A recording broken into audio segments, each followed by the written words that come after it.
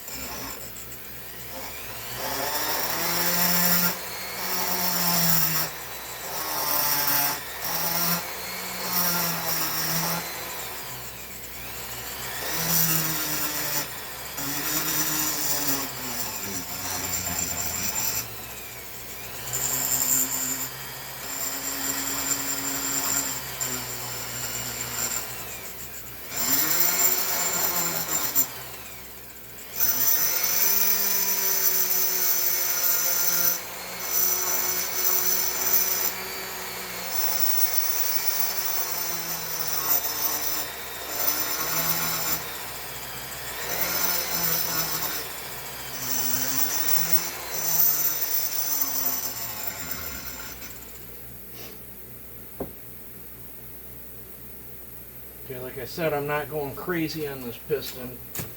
Just getting that hash and trash off there, that 40 thousandths ridge makes a big difference.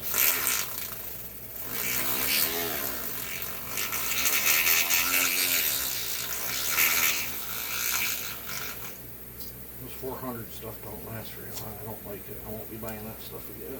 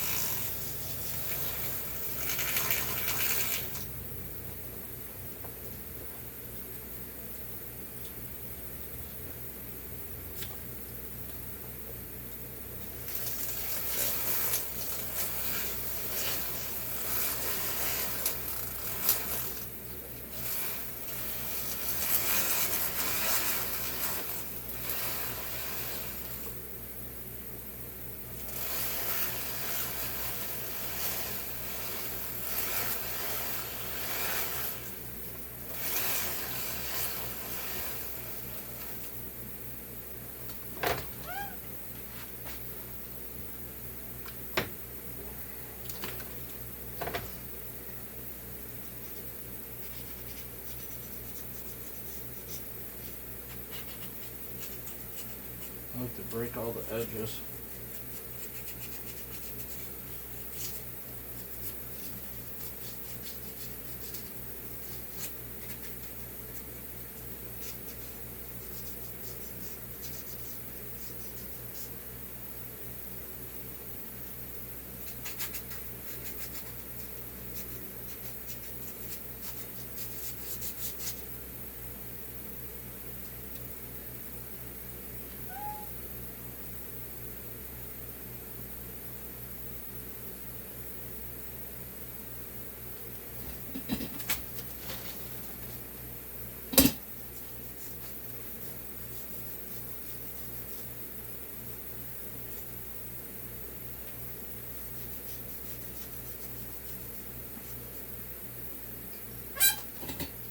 And we'll go wash it and we'll weigh it. And alrighty guys, let's see how I did. If I recall, this should have been 109.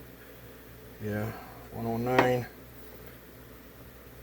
107, so we did give it a little bit of a haircut. And then let's pick a wrist pin. 25, 23, 23, 323s, 25s. So we're gonna go with one of these 23s.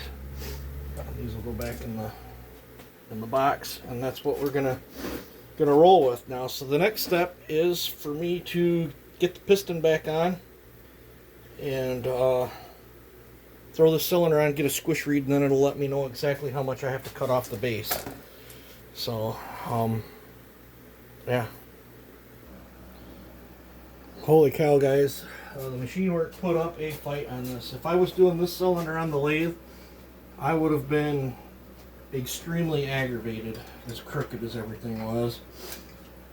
I actually had to do a 10 thou shave cut just to square the base up and then put it back on here to get an accurate squish reading so I knew how much to cut off. It landed after machine work. It's 80, 102, 125. I'm not gonna touch, I'm just gonna clean up the floor. I'm not, you know, it might be 81 by the time I'm done with it. I'm gonna move the exhaust to 100, and I'm gonna do the transfers at 120. But I'm gonna have to open the door and get some heat off. This saw put up a huge fight getting the bolts out. They Loctited the crap out of them. In fact, I had to lock onto these things with vice grips. That's what the vice grips are for. And put a wrench on it to get these cylinder bolts out. I did run a tap down the threads to clean them up, and they're still I think I'm going to wire wheel up the bolts before I get too carried away. But yeah, just to give you guys some idea, you can see where my tool hit here and barely touched over there. I had to, this whole thing was sloped. In fact, it was so bad I actually checked 3 times to make sure I had my mandrel dialed in right. But that would explain why that thing had such a crooked combustion chamber. So yeah, so let's throw a ring in here. Get this laid out. It's got 23 thou squish. I was shooting for 25, but it'll be alright. Back this up to 100.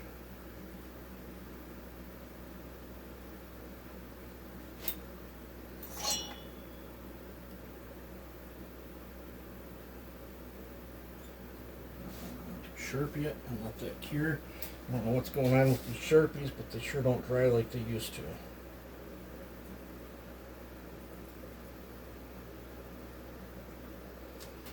Set this on the stove so it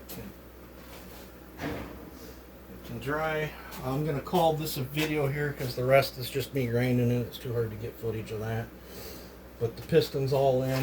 You guys seen that? So, yeah, I'm going to hopefully bust the port work out on this thing tonight. Oh, yeah, you guys take it easy and have a good one.